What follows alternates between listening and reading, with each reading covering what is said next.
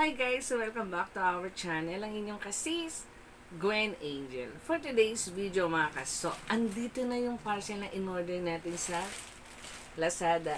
So mga kasis, itong parcel na bubuksan natin is para to sa aking mga fur babies talaga.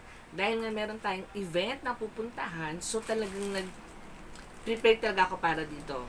Kaya mga kasis, buksan na natin.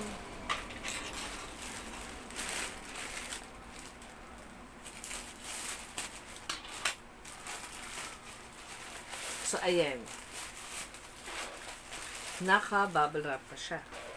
Siyempre mga kasis, bago ka naman siya i-place order sa mga seller na in-orderan ko, talagang mini-message ko po talaga sila na pakiayos yung balot, especially kung ito'y pagkain ng mga fur babies ko, to make sure na pakiayos naman. Ayan, so ito na mga kasis. So, ito is additional order ko na lang to. So, bubili tayo ng, ang tawag dito is plastic bowl. Ayan. So, umorder po tayo ng ito. Umorder po ako ng collapsible pet dog bowl. Ayan. So, magbukas tayo ng isa.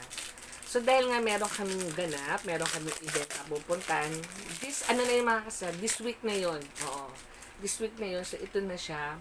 So, kung mauuhaw o kakain yung aking mga dogs, so, ito na yon. Oo. Dahil, siyempre, ang kasama kong dog sa event ay 3.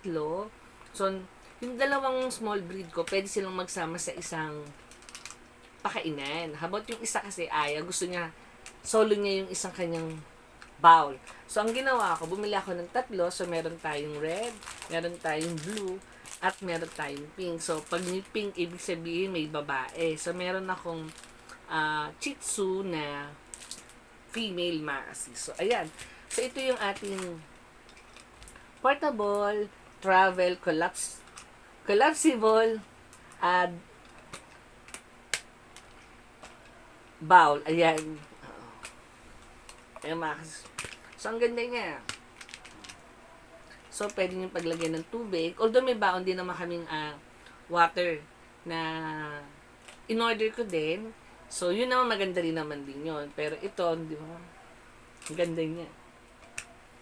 So, yun lang mga kasis. Maraming salamat. Samahan nyo ako dito sa ating Fur Babies unboxing.